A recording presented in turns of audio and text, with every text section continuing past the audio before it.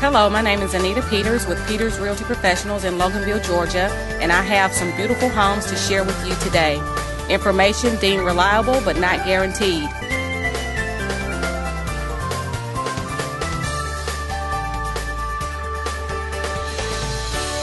Hello, my name is Anita Peters with Peters Realty Professionals in Loganville, Georgia, and I have some beautiful homes to share with you today. Information deemed reliable but not guaranteed.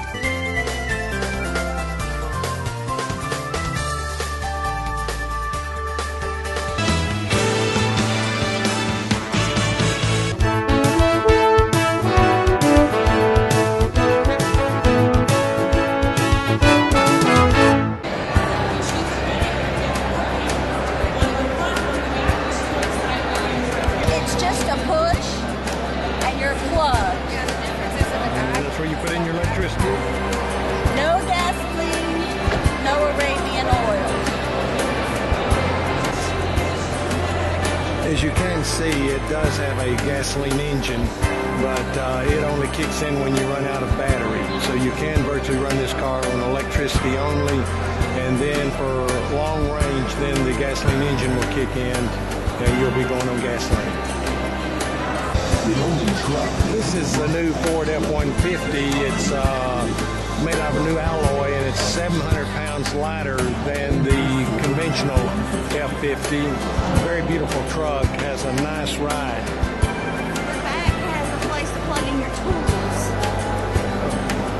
It has a AC outlet here in the back for you to plug your tools in. That's the electrical locking mechanism. There's a locking mechanism to lock it.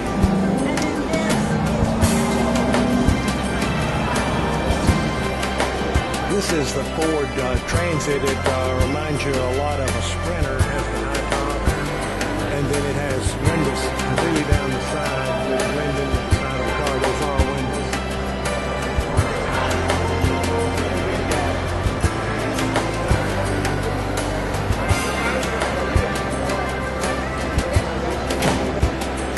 This is the Lincoln MKC. Very beautiful car.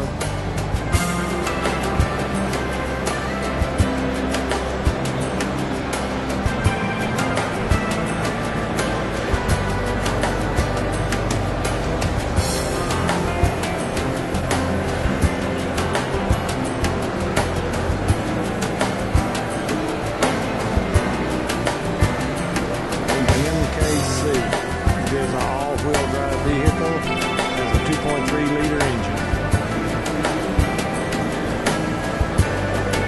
This is the Lincoln Hybrid. It gets 45 miles per gallon both city and on the highway. It's a very beautiful car. And for a car this size, getting 45 miles is a very good rating.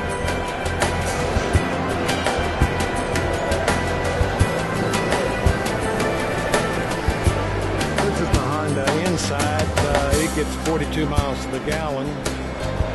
The price on it is $22,900, and it is now a four-door, four-passenger. When this first came out, it was a two-door, two-passenger car. This is a Civic Hybrid. It's got a new styling on the rear of it, very unique. It is a five-passenger car.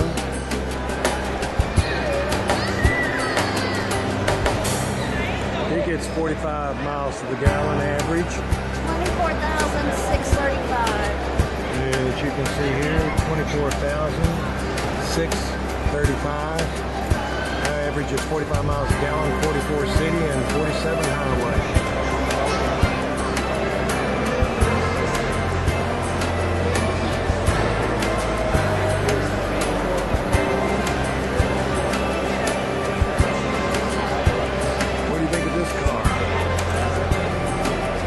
Blade on the front, feed power through. It's got the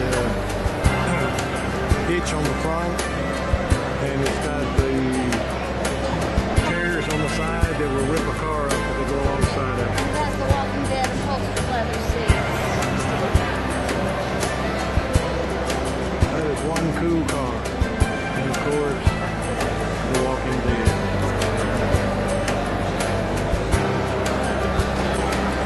This is the Lexus Hybrid, a $32,000 car, and it gets from 40 to 42 miles to the gallon. Very unique car. If you want to spend some money on some cars, there's a lot of money here in these. Oh, look at the McLaren. I like the special operations.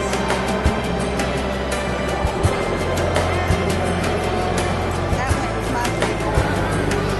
This is a Maserati, $74,000, and it gets 18 city and 25 on the road.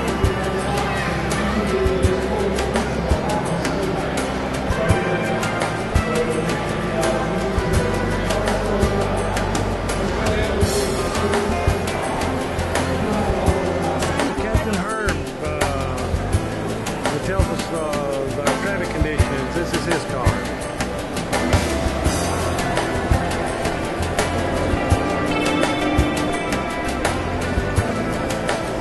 Then and now. Our tax dollars at work.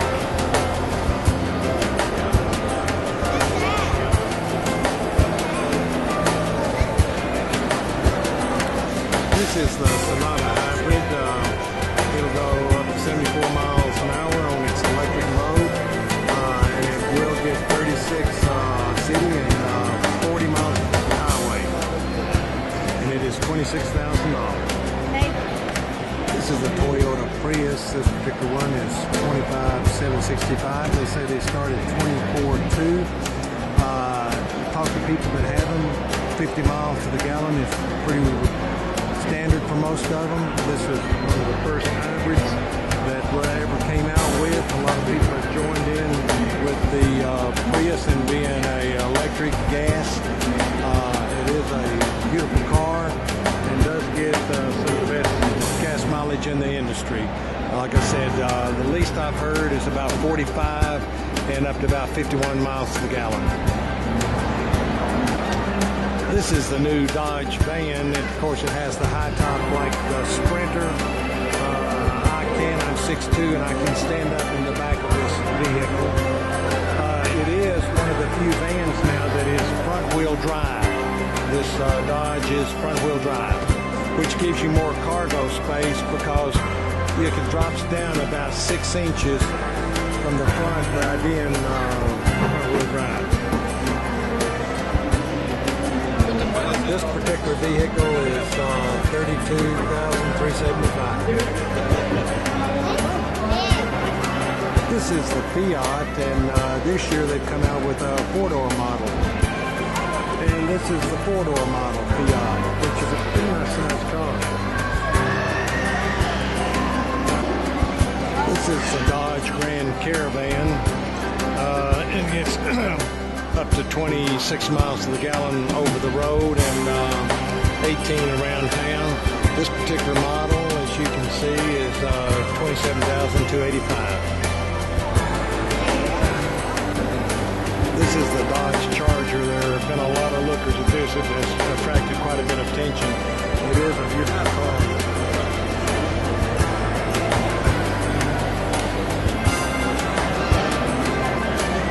This is the Nismo Juke. One thing that's unique about it is the red stripe on the front down here, and then the mirrors are red, and then there is a stripe that is red. It's the first time I've ever seen a different color mirror on the vehicle. Unique. As you can see, it's $26,200. It gets 25 city and 30 on the highway.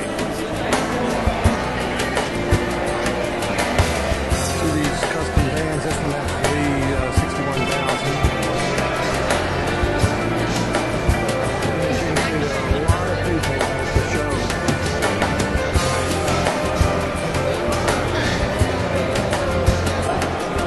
This is the Fox 5 Storm Chaser. What the weather looks like behind us. So, if there's like a bunch of rainfalls, or there's like a tornado spinning, or there's wind blowing, you can see all of that. And I can show you what it is. Taking in some of the stories.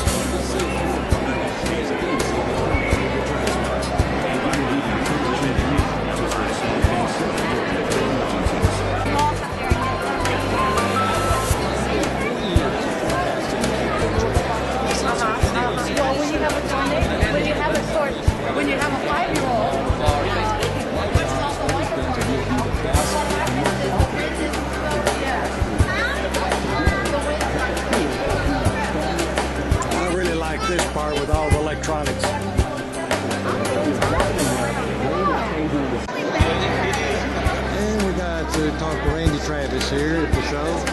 Okay. He was here with the Fox 5 Storm Chaser. This is the Jeep obstacle course where you can take a real Jeep and run it over this obstacle course and just see how well it performs.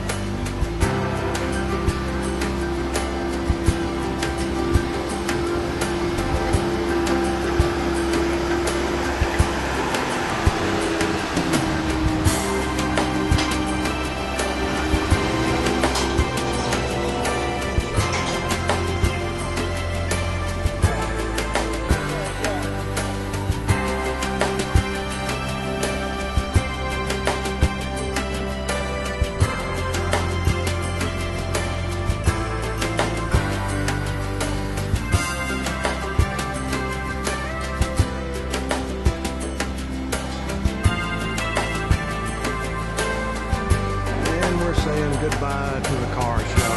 This has been a very interesting day. This is Paul Mullins with Walton Entertainment, and I hope you've enjoyed these clips of the car show here in Atlanta. There's a lot of beautiful cars here, and you need to put this on your calendar for March. They used to always have the car show sometime in the month of March. I'm going to introduce Brock Toole of Walmart Logistics. He's going to introduce our guest speakers and program speakers today. But let me tell you a little bit about Brock. This is Brock over here in the bucks and the white suit, and I don't know what color shirt.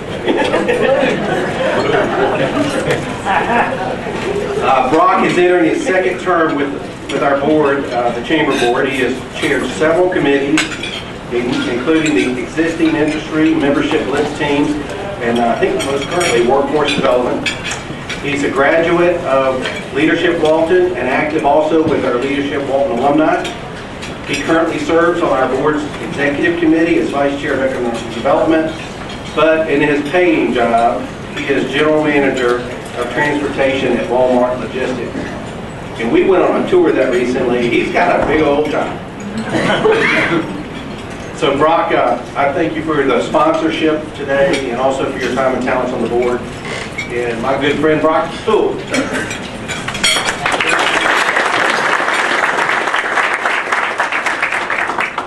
First of all, I'm just glad that Hal didn't roast me and he could have.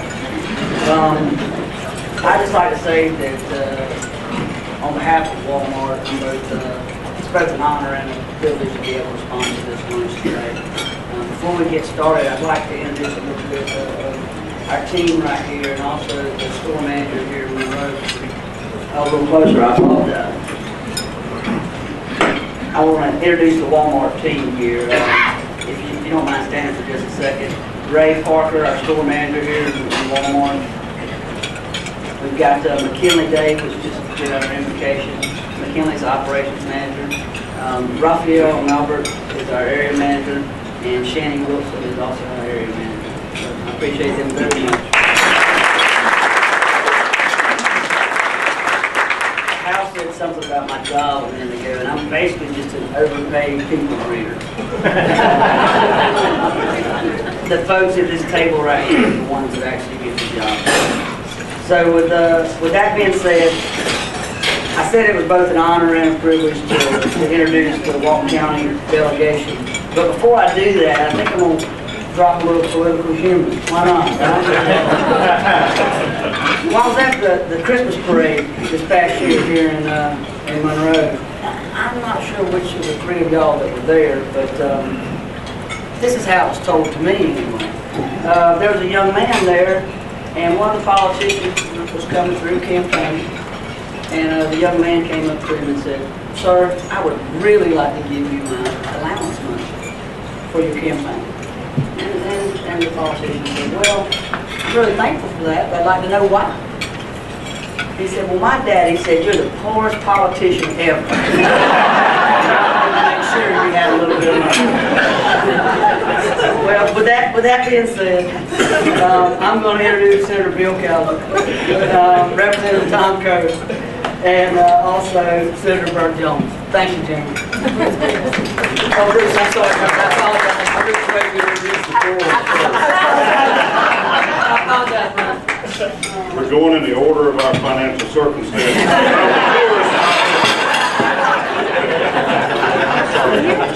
It costs you a little bit from your job when you're spending that 40 days and 80 nights in Atlanta every winter. It's really a neat system of government we have, and it's an honor and a privilege to serve you there in the state Senate in Atlanta. You've probably heard some conversation this year about how short the session was. And the reality is, by law, it's 40 legislative days. And we still did 40 legislative days this year, just like any other year. But we condensed the time period by a couple of weeks. We were out by March the 20th this year. So what that did was make our lives very hectic, because you didn't have much time to come back to your home and your office and try to keep people under control there. We used to take a few days off, some breaks along the way to do committee work and to kind of work on some of the legislation. This year it was 5 days a week, straight through, other than the snow days, and we got about our business and got in and got out, which was good. It actually saved the public several $100,000 on salaries for all the interns and the staff and the people that are having to be there as long as we're in session. So it made sense to do it before it was a hectic pace. We passed just over 200 bills this year, 125 House-sponsored bills, 75 Senate-sponsored bills, and then there were local bills on top of those 200 there. And I'll tell you what, we have the best delegation. Tom Kirby's not here today, but between Bruce and Bert and myself, we work together very well. We're all friends, and we'll collaborate and cooperate on getting things done. And this year, Bruce Williamson won the Superstar Award on the House. He passed, as far as I know, 6 different bills out of that 125 in the House. Now, that's a big share. It's rare for anybody to get more than 1 or 2 bills passed in a year, and Bruce has turned into the workhorse over there, the go-to guy getting things done. And we had a couple of times where I would help him get something through when he got to the Senate, and vice versa, going the other way. And we have a great relationship with the Chamber. We have a great relationship with the local governments. As a matter of fact, little Kevin's here today, just got, what do you call it, inaugurated or sworn in as the president of the Associations of County Commissioners of Georgia. Statewide organization. He's the leader now of all the county commissions in the state, and he's a pleasure to work with.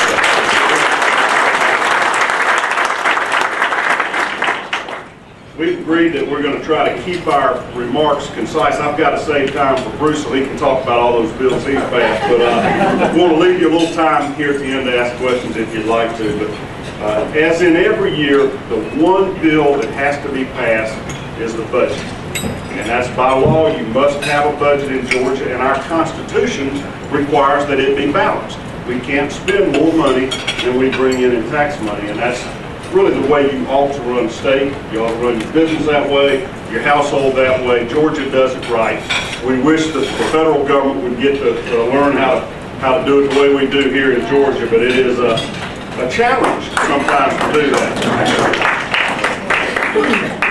About 2008, our budget was $21 billion for the state of Georgia, and we had about 9 million people living in the state of Georgia. We hit this recession, and it went in the tank, eventually shrunk down to just over $16 billion. So we shrunk our state spending by 25% in response to not having the money. And as politicians, we had a choice. Do we raise taxes to raise more money, or do we just cut our spending? All economists will tell you it is not the right move to raise taxes when people are hurting.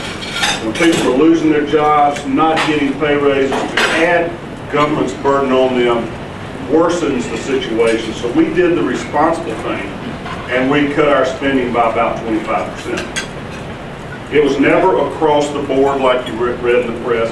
We made much lower cuts in education and in healthcare than we did in discretionary spending, which it really was a healthy exercise for us to go through that budget and find out what we could live without.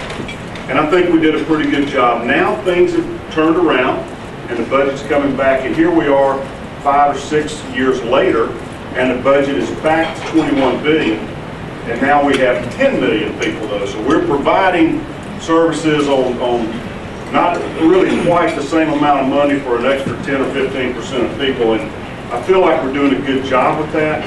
Education remains our highest priority. We spend somewhere north of 55% of all government revenues on education. And this year you're going to be reading in the papers as all the local school boards readjust their budgets that all the furlough days are being restored. We're going back to full school calendars. We let the local school boards have flexibility on how to absorb the cuts. And this year, when we started restoring that funding, we left them flexibility how to spend the funds. Instead of dedicating it only to teacher salaries or administration or class sizes or whatever, we left that up to our local school boards. But I think you're going to find that they're all happy, that they're getting more financial flexibility.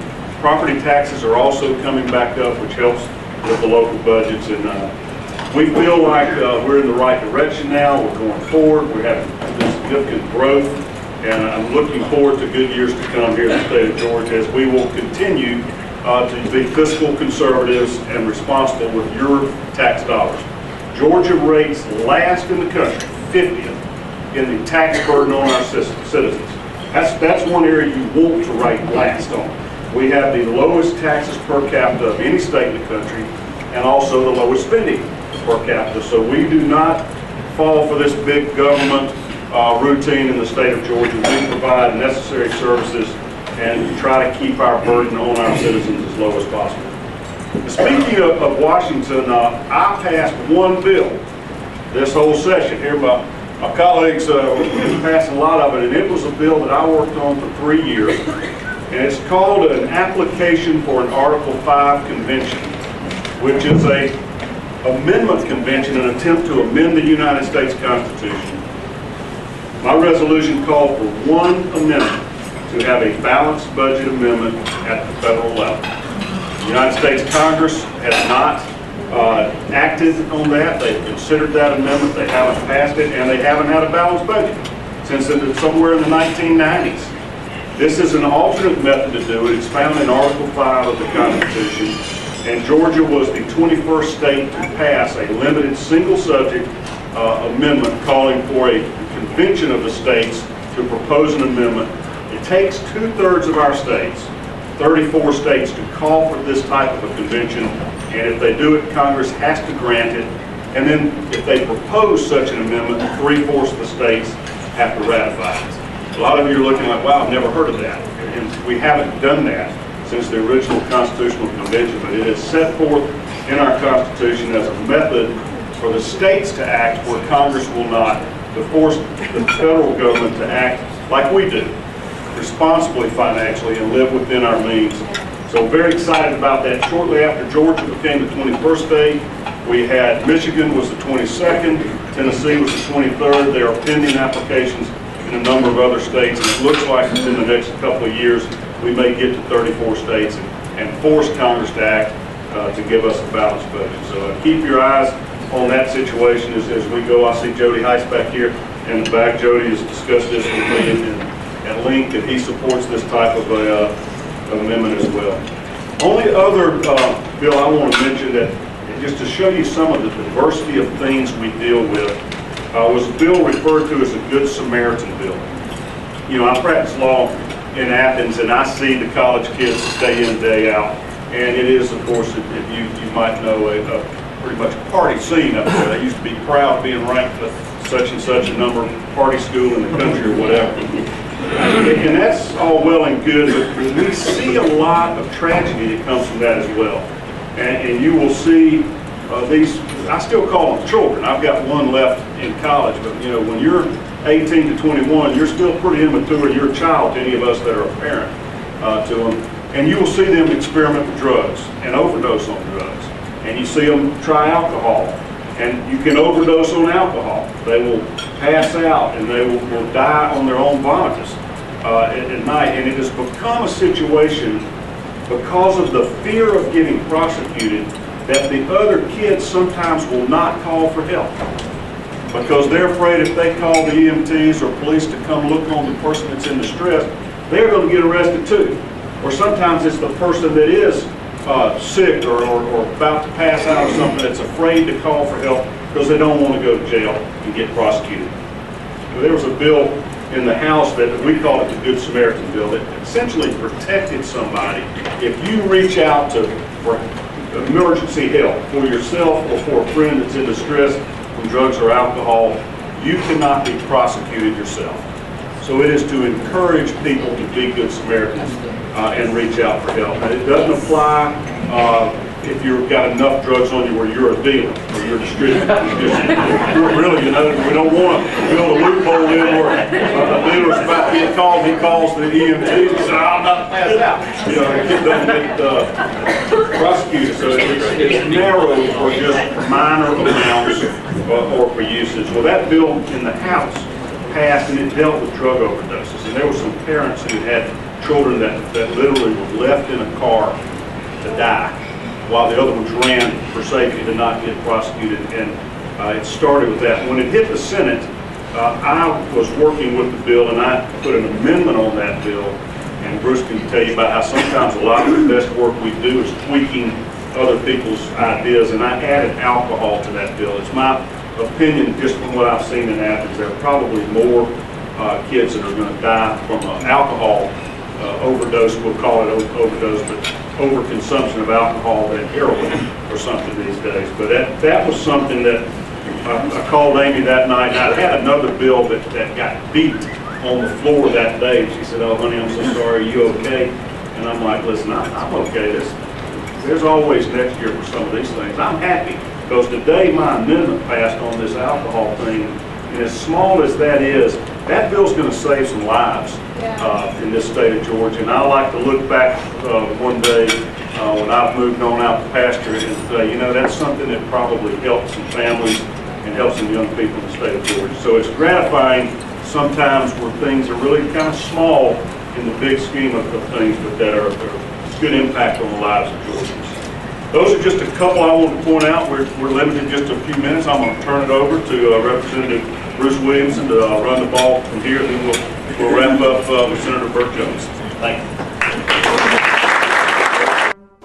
The City of Social Circle is having their Independence celebration on Saturday, June the 28th at 5:30. There's going to be a parade, and then at 6:30 at Stevens Park, there will be food, music, and vendors there, and then culminating with a fireworks display. So come out to Stevens Park and enjoy all the fabulous music and food and the excitement of the fireworks. The City of Loganville will be having its Independence Day celebration and parade on Friday, July the 4th at 10 a.m. Monroe will be celebrating with their Freedom Fest on July the 4th from 5 p.m. to 9:45 at the Athens Tech campus, or as most people know, Legion Field. So get there early for a good place to sit and watch the fireworks and enjoy the music and all the vendors out there.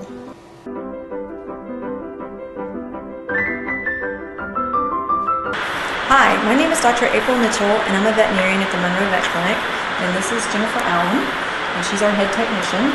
And we were going to talk today about dental disease in dogs and cats. And we have some models here that shows some tartar buildup and plaque, along with some gum recession with some gingivitis also, and a broken canine and an incisor missing. And then on this side it shows, you know, how they can look really kind of after they're cleaned. And this is also showing how a canine can be damaged right here. This is a dog's mouth. So we do dental cleanings here, and it does require general anesthesia, which a lot of people always ask us, why does it require general anesthesia? Because when we go to our dentist, we don't have to be anesthetized. Well, the problem is that you know not to inhale the liquid Saliva. and the saliva while your teeth are being cleaned, and you know that it's going to be okay, and you sit very still. Unfortunately, we can't really convince our patients of that, and we don't ever want a dog to aspirate, obviously, while we're doing a dental, because that would cause some serious problems. So general anesthesia is definitely the safest way to go. And we have our patient here today, and his name is Ben Franklin, and he is a little French bulldog puppy that has some really clean, pretty teeth at his age because he's so young, and we are going to demonstrate brushing his teeth, hopefully, if he will cooperate, so that, it is great if you have a pet, if they will let you brush their teeth, and you want to use dental toothpaste, but you want to make sure it's veterinary grade, and this is flavored. It's created to where it's safe if they swallow it, because we know that they are going to swallow it. There's different flavors to see which one your pet may prefer. And this is poultry. We have malt, I think, And there's the vanilla mint as well. So which they seem to really like those flavors, really. And this is a cat's teeth too. I was going to show with the gingivitis and the severe reddening of the gums. Cats can get some really inflamed tissue and stomatitis, and it can be very painful. And it's a lot more difficult to look at your cat's teeth sometimes than your dogs, but it's cats. It's very important to have dentals performed on your cats. It's much harder to brush cats' teeth, so there's really not as much control as an owner that you have over your cat's teeth, but it is really important to provide dental care for them also, because it can be incredibly painful for them to develop that inflammation. So Ben here has really nice teeth because he's a baby, and he, I was going to show you, like when we do a dental exam, we pull the lips back, and his teeth are still kind of small, but you really want to look at the back teeth as well, and he's got a little bitty canine. Show him your front teeth, pretty little front teeth. And so we look all around, which his teeth are really immature. Those are still his deciduous teeth, his baby teeth, but they will be being replaced pretty soon. So his jaw is kind of different since he's a little Frenchy, so I'm going to try to use the small side. But you do the same thing like you do with your own teeth. You just apply a little bit of the toothpaste, and you don't really have to, you can wet the toothbrush if you want to, but you don't, it's not really as important as it is with us. Okay, Benjamin. And then you just massage their gums really with it. And they're going to try to lick it as you do it. And you just try to do the best you can. And if you do it when they're young, like Benjamin, like here, they'll be a lot more likely to let you do it than if you start with an older dog. And you can do their gums. And even if you only do it like 2 or 3 times a week, it makes a tremendous difference in that tartar and plaque buildup. And it doesn't take that long, which I know everyone's really busy nowadays, and it's hard to make the time to brush your own teeth and along your pets. But in the long run, it will really help with their long-term pet care. And also, dentals are not the most inexpensive process to do either, because there is a lot of anesthetic drugs, antibiotics, and pain medication too, along with the procedure. So brushing your dog and cat's teeth, if your cat would let you, that would be great, but don't get bitten. Your dog's teeth can really prevent a lot of tartar and plaque buildup, like I showed you on the modules. And we have some pictures of a dental that we performed here where the dog had a severe tartar buildup. He was only 6 years old, and he had gotten hair wrapped all around his molars, and it had stuck. And we've got some pictures of the before and after, but we ended up having to extract several of his teeth due to the damage that was done with all that hair and tartar buildup. But we would love for people to take care of their animals' teeth at a young age, so that hopefully when they're 6, 7, they don't have that severe damage and we have to extract all those teeth. Thank you very much, and if you have any questions, please come by with your pet. We do free dental exams here at the clinic, and we would love to look at them for you and assess their dental condition.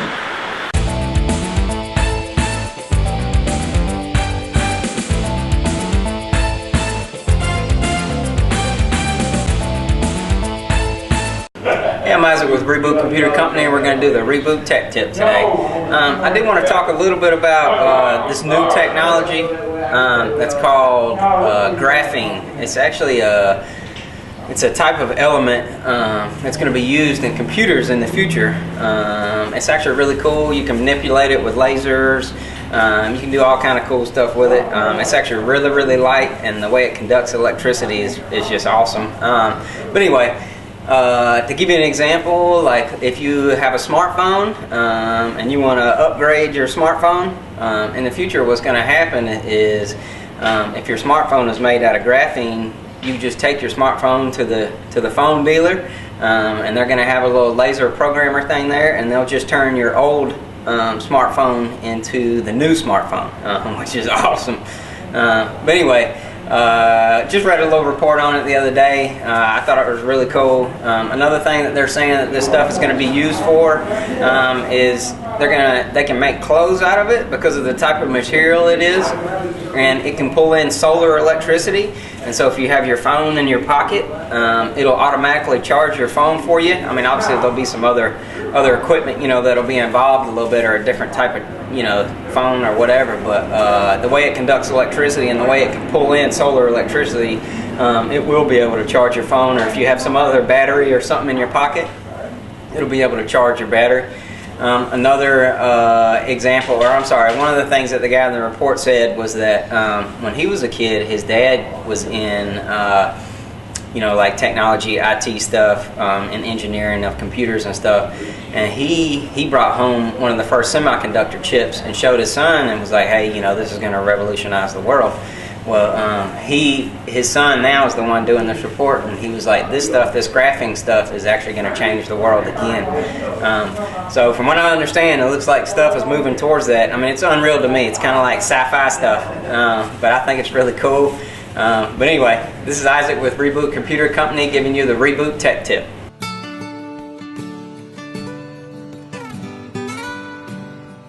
Hi, my name is Molly Kimbler, and I'm with the Walton County Extension. And today, I work with a lot of clients every day. Day after day, I have some clients to work with, and yesterday I had 2 classes, some children and some adults. And I work with people around in Walton County, Newton County, and Barrow County on good nutrition.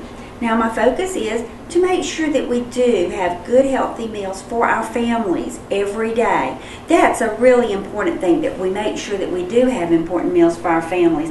And it's getting to be a hard chore to make sure that our family can sit down and eat a healthy meal. In fact, a lot of time, I was telling some clients yesterday in a class, I told them, I said, do you know in the 1940s, we were the healthiest country in the world?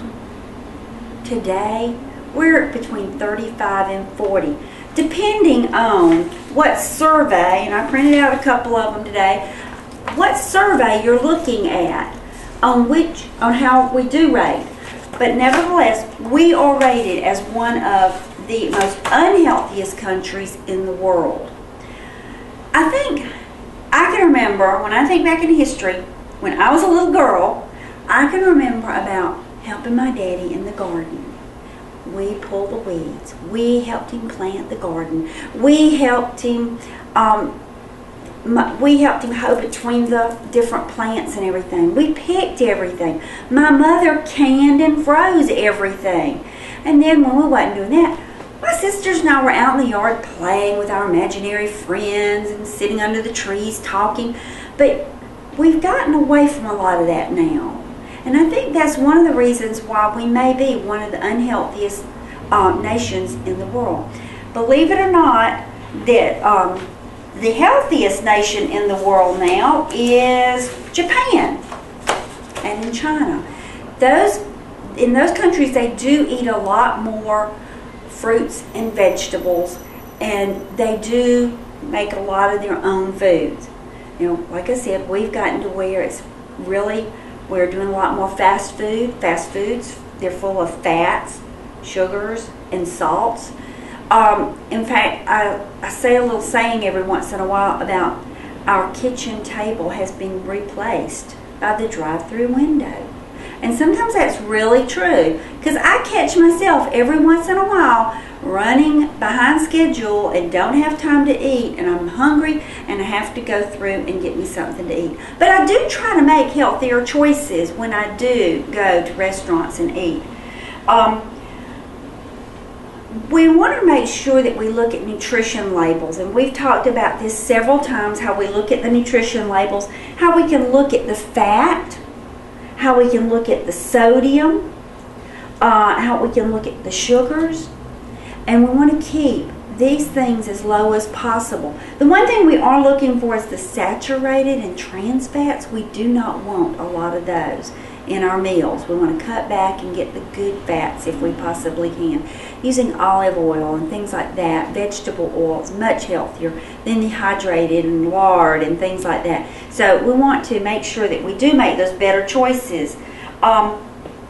If you go to a fast food restaurant, sometimes it's getting harder to find their nutrition facts, but they do have to make it where the public can some way get to them. And it may be on the internet under that fast food or restaurant. All restaurants and fast food places do have to have where you can check how your foods are rated and how they are, how much fat's in them and how much sugar, what the cholesterol content is. So you can ask at the restaurant, but then if that doesn't work, try just going to that restaurant on the internet and see if you can find something there, and you should. I have found out that it's very easy for children, and it's easy for us too, to substitute in our meals.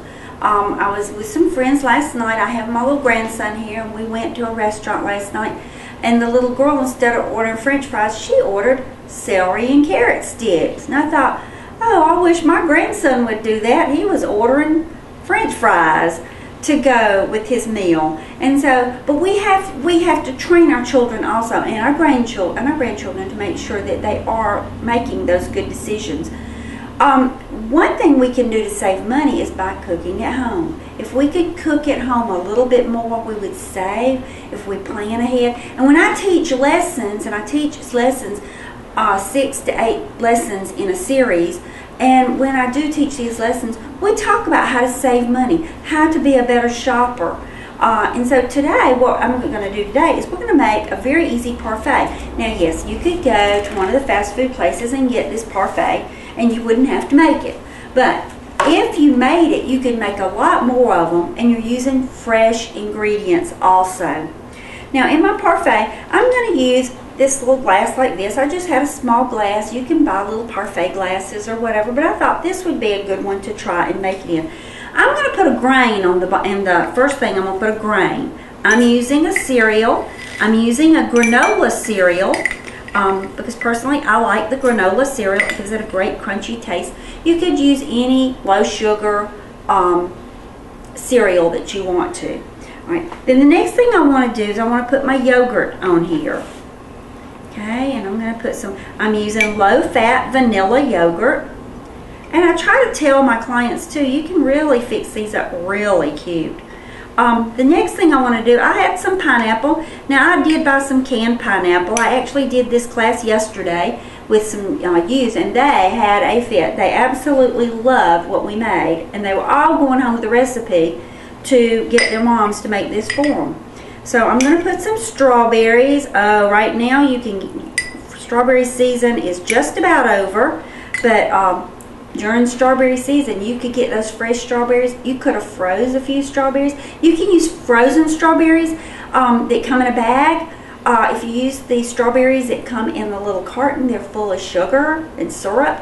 So try to use the bags, and you can just pull out a few of them and let them thaw just a little bit. And even if they're a little frozen, they're really good in the parfait. I also fixed some bananas. So I've got some fruit. I've got my grains. I've got my dairy product. I've got my fruits. And I'm going to put a little meat on top. The kids always love it when I say I'm putting meat on the top. They're going, "Hey, Miss Molly, that's terrible." But I'm going to put pecans on top. And be careful if we have peanut allergies. We want to be careful about that. But this is an easy way to fix something your children are going to like. The children yesterday, the Boys and Girls Club had this. They absolutely thought this was wonderful dish they had ever made. They made their own parfait. So I told them they could go home, ask their mom to please buy some of these ingredients, and they could make these themselves. So it's fast, it's easy, and they're gonna eat what they make. So back to thinking about what I said at the very beginning. The United States has dropped from one of the highest, healthiest countries in the world to way down on the list in almost the bottom. What can we do about it? Make some healthier choices. Let's think about what we're eating. Let's think about what our children are eating. Let's try to be healthier. If you have a little spot in your yard or a container, a large container, make your own vegetable garden. I've got a container garden at my house because we have deer all over my yard. So I've kind of fixed a little container, and I've got a 50-gallon drum I've cut in half, and I've got cucumbers growing in it and some potatoes growing in it. I'm fixing to plant some tomato in it. So I will have some fresh vegetables right there at my house. So think about, let's try to be a healthier nation, and we can start right here in Walton County. Thanks. Y'all have a great day.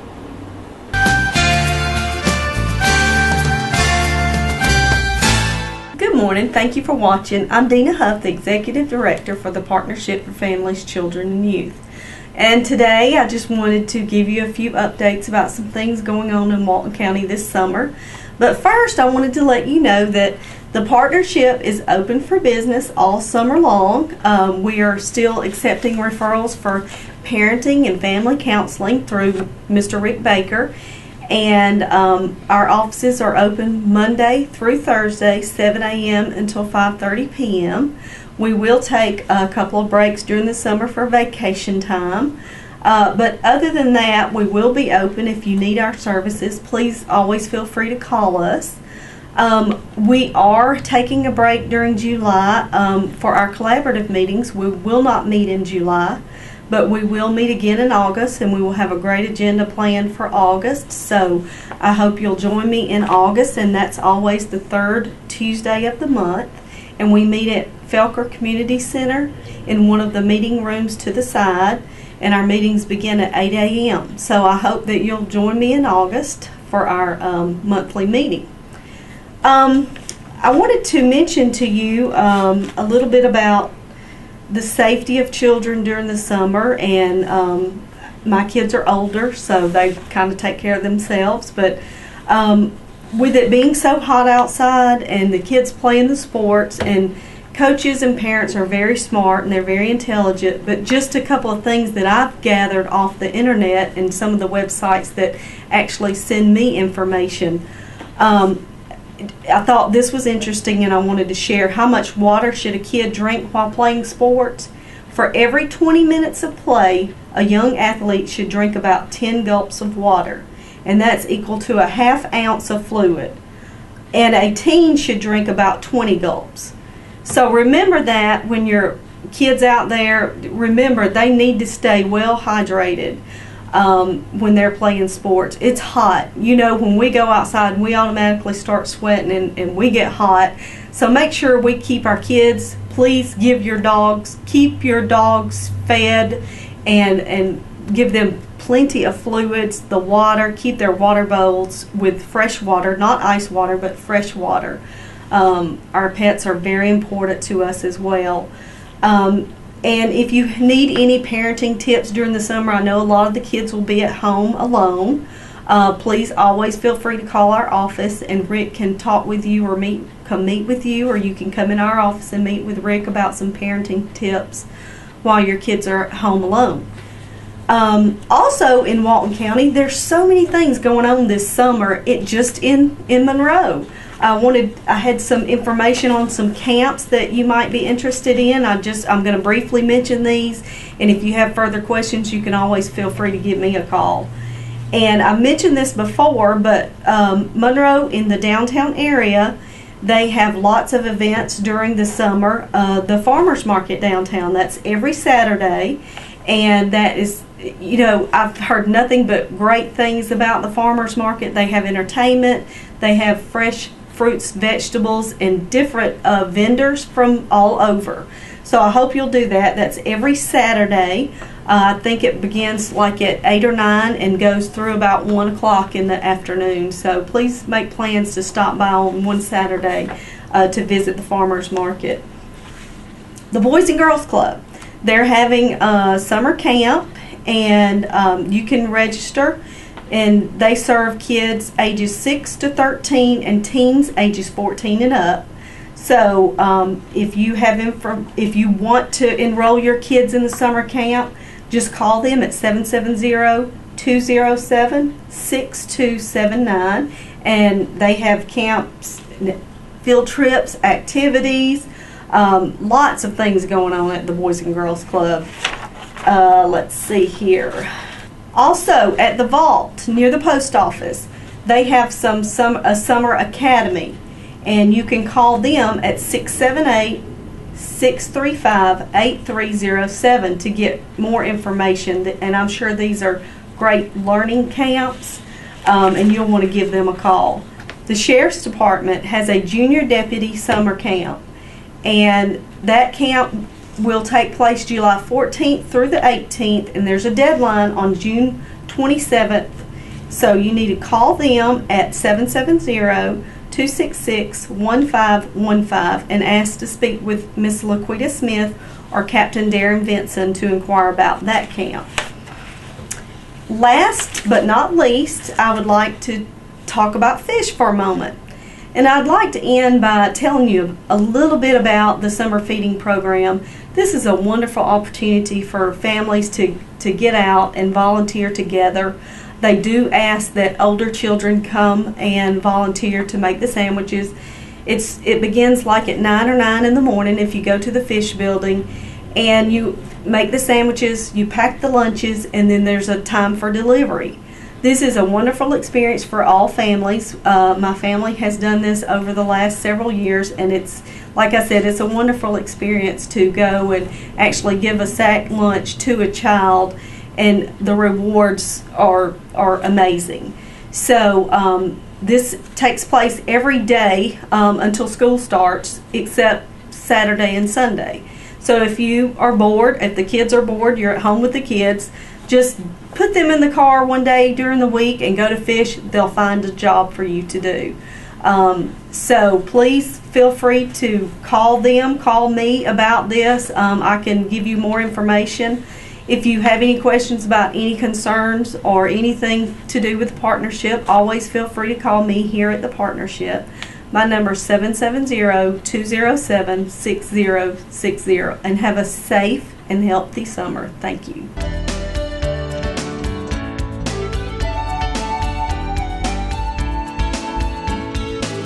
Hey everybody, how you doing? We're going to show you some of the animals here at Walton County Animal Control. But before we do that, I wanted to tell you about a couple things that are going on in the community. One is, for the last month, we've been using a new website called helpinglostpets.com. This has been a really great website for us.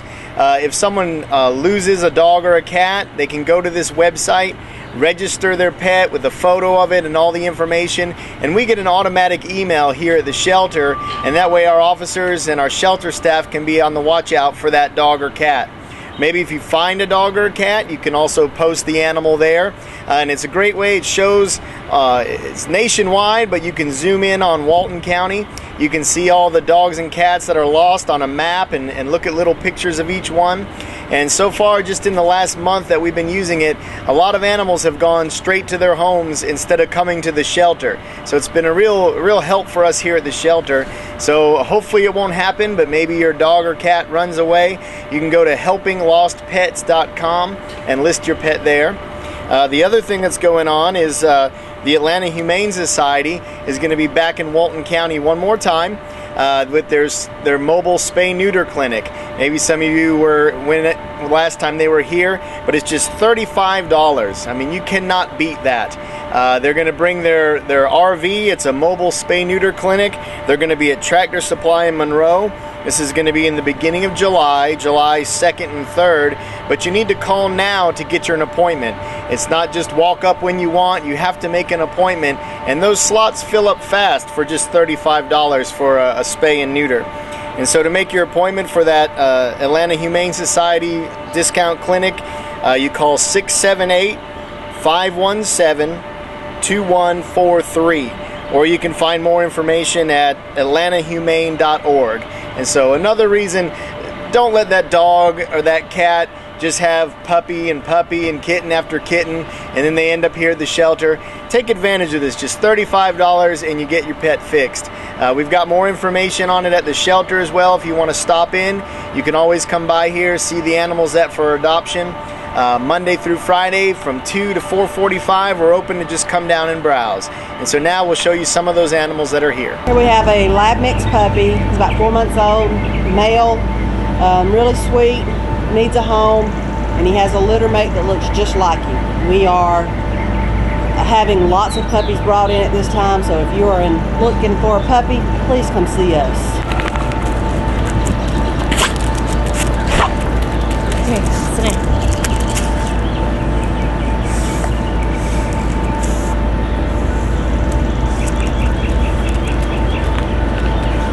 Puppies, they're both females, they're about 2 months old, and they have 5 more litter mates that go with them. We got a female, she's probably about 5 years old, chocolate lab. She needs brushed out, but she is very sweet and she needs a home. Here we have one more puppy. It's a female. She's about 2 months old, very sweet. She has 2 litter mates with her that are black and white, and they just need good homes. Hello, my name is Anita Peters with Peters Realty Professionals in Loganville, Georgia, and I have some beautiful homes to share with you today. Information deemed reliable but not guaranteed.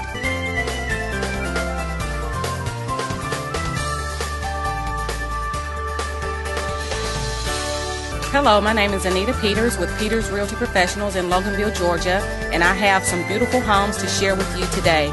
Information deemed reliable but not guaranteed.